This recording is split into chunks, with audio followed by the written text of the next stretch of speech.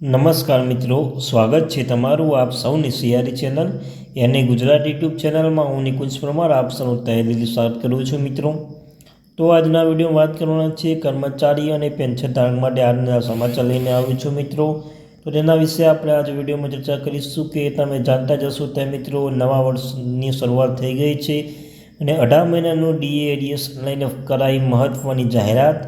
ડીએડીઆર એટલે મિત્રો કોરોના સમયગાળા દરમિયાન સરકાર દ્વારા આર્થિક સ્થિતિને સુધારવા માટે સરકારે એક મહત્વપૂર્ણ પગલું લીધું હતું। ડીએડીઆર રોકી 18 મહિનાનું ડીએડીઆર રોકી રાખવામાં આવ્યું હતું। તે માટે મિત્રો ઘણા લાંબા સમય સુધી સરકારી કર્મચારી અને પેન્શનધારક મિત્રો રાહ જોઈ રહ્યા છે, અપીલ કરી રહ્યા છે, વિનંતી કરી રહ્યા છે કે તેમને હવે દેશની આર્થિક સ્થિતિ સુધરી પણ ગઈ છે અને સરકારના આર્થિક સુધાર થઈ ગઈ છે, તો એમને પણ હવે જે 18 મહિનાનું ડીએડીઆર રોકી રાખ્યું છે તેમને પણ જલ્દીથી તેમને ખાતામાં પૈસા આપી દે એમ કહી શકાય કે ઘણા લાંબા સમય સુધી રાહ જોઈ તેના માટે સારા સમાચાર લઈને આવ્યો છું।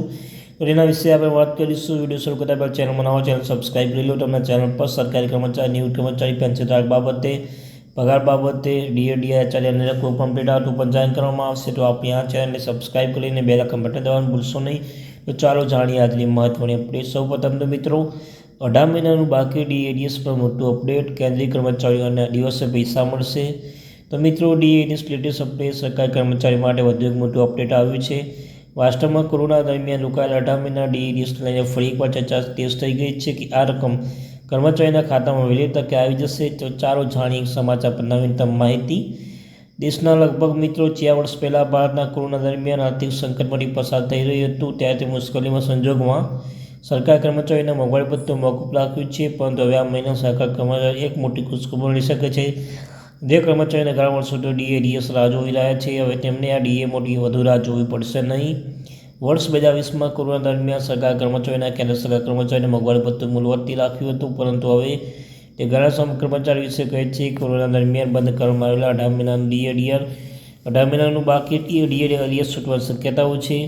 જો સરકાર દ્વારા હજુ સુધી કોઈ સત્તાવાર જાહેરાત કરવામાં આવી નથી, તો મળતી માહિતી મુજબ અગાઉ સરકાર દ્વારા 2025માં ડીએ પર પ્રતિબંધ મૂક્યો હતો, પરંતુ હવે ફરી એકવાર તે પાછો મારવાની શક્યતા વ્યક્ત કરવામાં આવી રહી છે।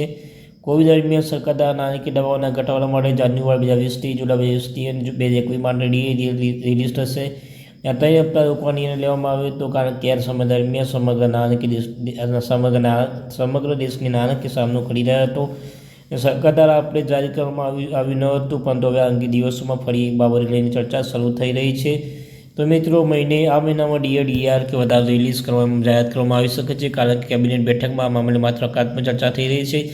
તાજેતરમાં અહેવાલ અનુસાર એવું કહેવામાં આવી રહ્યું છે નવા વર્ષમાં અંગે કર્મચારીઓ માટે સારા સમાચાર આવી શકે છે। તો બજેટમાં 2025ના બજેટમાં આ ડીએડીઆર 18 મહિના ડીએડીઆર રોકી રાખ્યું તે પણ મિત્રો છૂટું કરી દેવામાં આવે છે, કારણ કે જે હકારાત્મક માહિતી આપણે પ્રાપ્ત થઈ રહી છે।